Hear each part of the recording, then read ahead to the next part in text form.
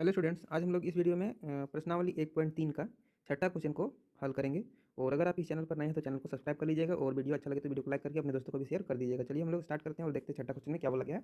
इसमें बोला गया है पी क्यू के रूप में, है ना, परिमेय संख्याओं के अनेक उदाहरण लीजिए जहाँ पी और क्यू पूर्णांक है, जिसका एक के अतिरिक्त अन्य कोई उभयनिष्ठ गुणनखंड नहीं है और जिसका शांत दशमलव निरूपण है।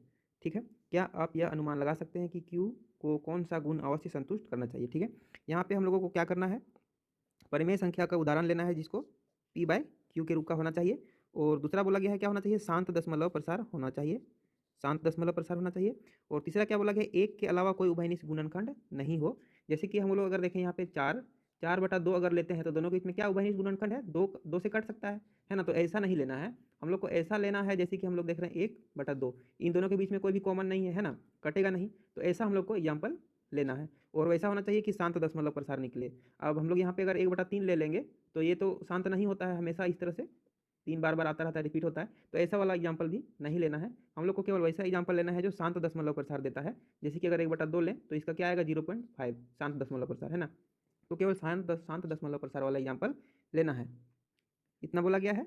अब तीसरा बात बोला गया है कि क्यू के बारे में हम लोगों को बताना है।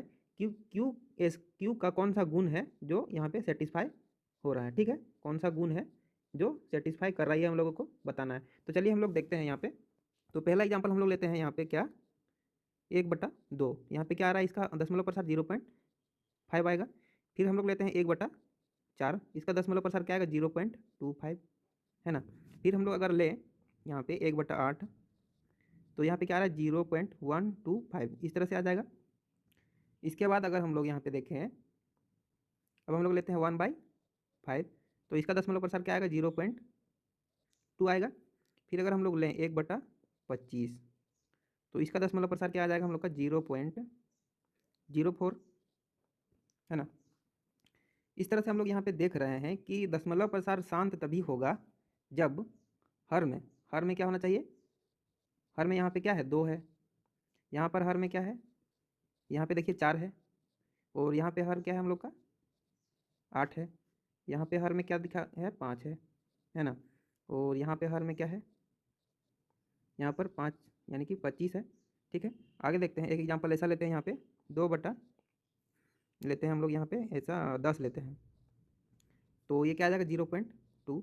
यहाँ पे हर में क्या है, यहाँ पे हर में आ रहा है 10, है ना, 10। और 10 को हम लोग क्या लिख सकते हैं यहाँ पे, 2 × 5, यानी कि हम लोग क्या देख रहे हैं कि हर में क्या होना चाहिए, 2। 4 को हम लोग क्या लिख सकते हैं, 2 का पावर 2 लिख सकते हैं। 8 को भी क्या लिख सकते हैं, 2 का पावर 3 लिख सकते हैं। 5 को 5 का पावर 1 लिख सकते हैं, है ना। और 25 को 5 का पावर लिख सकते हैं 2। और यहाँ पे हम लोग क्या लिख सकते हैं, 2 का पावर 1 गुना 5 का पावर 1, है ना, इस तरह से। यानी कि हम लोग क्यू का हम लोग कौन सा गुण देख रहे हैं, क्यू में या तो 2 होना चाहिए, ठीक है, या फिर 5 होना चाहिए, या फिर क्या होना चाहिए, 2 और 5 दोनों होना चाहिए, है ना। या 2 का कोई पावर हो, या 5 का कोई पावर हो, या 2 और 5 दोनों का कोई पावर हो, ऐसा संख्या क्यू में होना चाहिए, तभी हम लोग का दशमलव प्रसार जो होगा वो शांत होगा, है ना। ये हम लोगों ने अच्छे से समझ लिया है, आशा करते हैं आप लोगों को अच्छा से समझ में आ गया होगा। ठीक है, तो चलिए हम लोग देखते हैं अब अगले क्वेश्चन को, हम लोग अगला वीडियो में देखेंगे। तब तक के लिए बाय।